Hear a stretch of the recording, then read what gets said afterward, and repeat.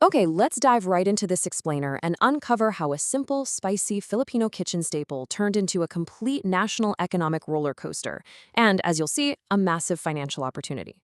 We're talking about siling labuyo. You know it, right? It's that tiny but incredibly fierce chili pepper that is just an absolute must-have in kitchens all across the Philippines.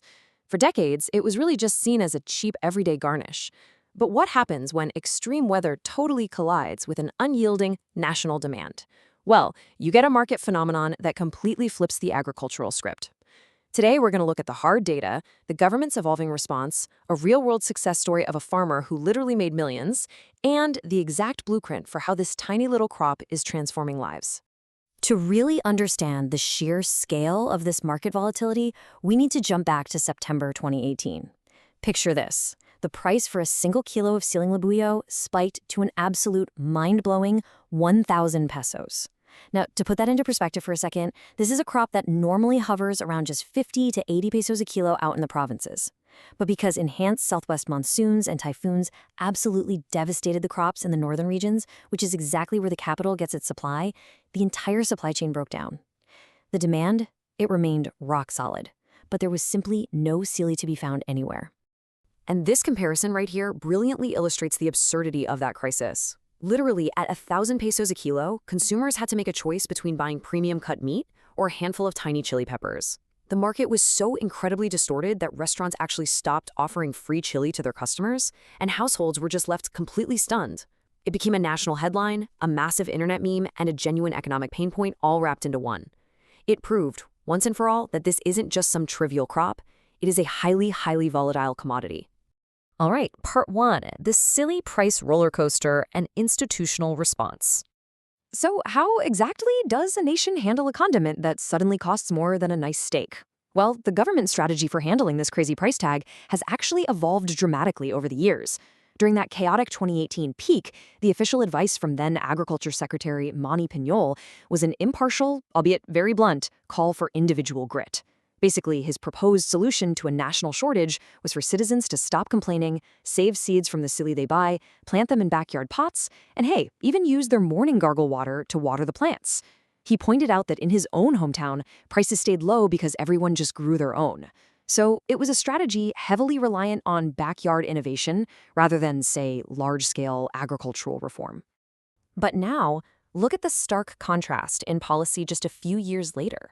Under the current Agriculture Secretary, Francisco II. Laurel Jr., the strategy has shifted entirely toward a systemic, data-driven approach. Instead of asking folks to plant in flower pots, the Department of Agriculture is now looking at the hard metrics. They're recognizing that the real root cause of these massive price spikes isn't a lack of backyard gardening. It's extreme weather damaging commercial crops. The focus has pivoted squarely to building climate resilience. Let's move over to this timeline to see how this builds from a recurring crisis into a major institutional priority. Back in 2018, we hit that crazy 1,000 peso peak, but the cycle just kept repeating. In September 2024, weather disturbances once again pushed the price to a staggering 800 pesos per kilo. Recognizing that this isn't just some one-off anomaly, but a predictable weather-driven cycle, the Department of Agriculture has officially lined up sili as a priority national crop for 2026, putting it right up there alongside major staples like mung beans. To actually stabilize this fragile supply chain, the government's 2026 push is highly structured. First off, they're establishing baseline data for Metro Manila consumption versus national output. They're also officially decoupling sili from being seen as just a Bicol regional niche and really promoting it as a high-value national crop.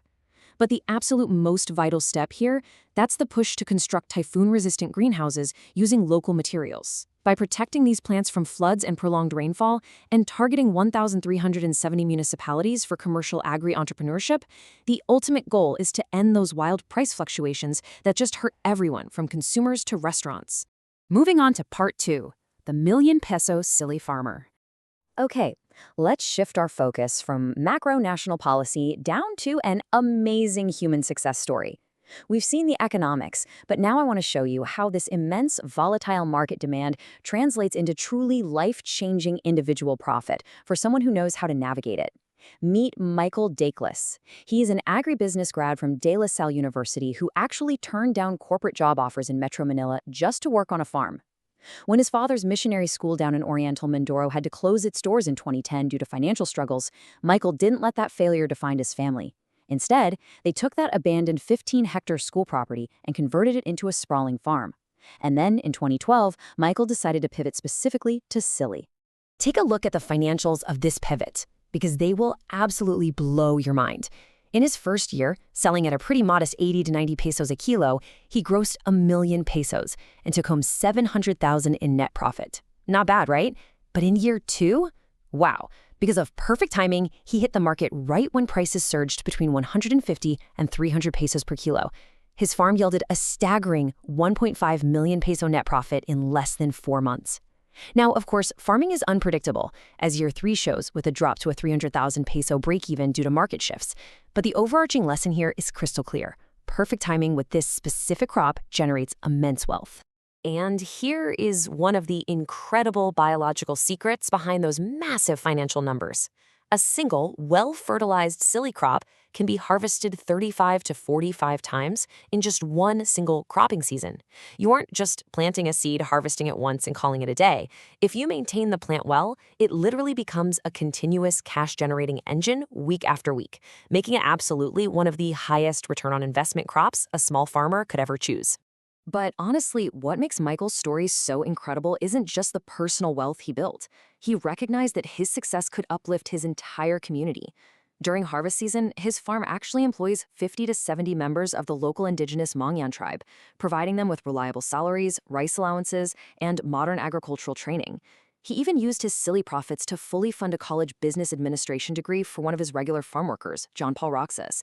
It's just a brilliant illustration of how smart agriculture can transform a whole community from the ground up. All right, section 3, cultivation, seed to harvest. So, are you ready to turn your own backyard or farm into a gold mine? We've seen the crazy potential. So let's break down the exact cultivation blueprint derived from comprehensive agricultural guides. We've taken a massive 12-step guide and condensed it into 4 crucial macro steps. First, start strong in a nursery. Sow your seeds in a 40% compost mix to ensure really strong early roots. Second, when you move them out to the field, you have got to create raised beds, around 20 to 30 centimeters high, and use plastic mulch. This is absolutely vital to prevent flooding and keep weeds away. Third, space your plants 50 centimeters apart and stake them. A healthy simili plant gets super heavy with fruit. Finally, harvesting. About 70 to 90 days in, you start picking every 5 to 7 days to keep that plant producing. Now, to guarantee that high return on investment, you absolutely must mimic these ideal conditions.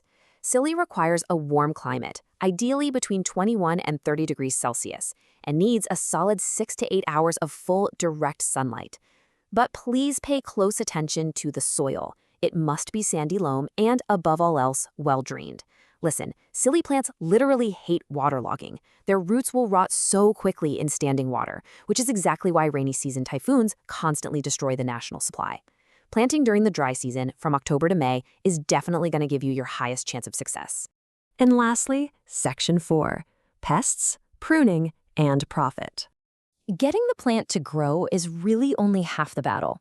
Maximizing those spicy profits requires careful, proactive management. Farming is always going to come with challenges, but utilizing this simple matrix of solutions will save your crop from some very common disasters.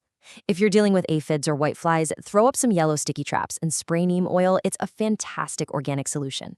To fight off anthracnose, which is a devastating fungus, you have to avoid overhead watering. Basically, don't wet the leaves, just the soil. And here is a great pro tip for preventing disease overall. Prune those lower leaves 2 to 4 weeks after you transplant. This vastly improves the airflow right around the base of the plant, cutting down on humidity and fungal growth.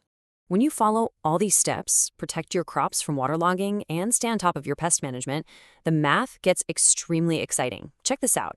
An average sili plant might yield around 3 kilograms per season, but with optimal care, regular pruning, and perfect fertilization, a single plant can yield up to 5 kilograms. If you multiply 5 kilograms by a conservative market price of 150 or even 300 pesos per kilo, you can instantly see why sili is cemented as one of the most highly profitable, high-value crops out there for farmers who are willing to put in the work. So the big thought I want to leave you with at the end of this explainer is this. We know the climate is changing, We know typhoons are going to continue disrupting the supply chain. And we definitely know the immense national demand for this spicy staple isn't going anywhere anytime soon. When the next major weather disturbance hits and prices inevitably soar right back toward those record highs, which side of the market will you be on? Are you going to be the shocked consumer paying premium prices just for a garnish, or the prepared producer reaping a million peso harvest? The blueprint is right here.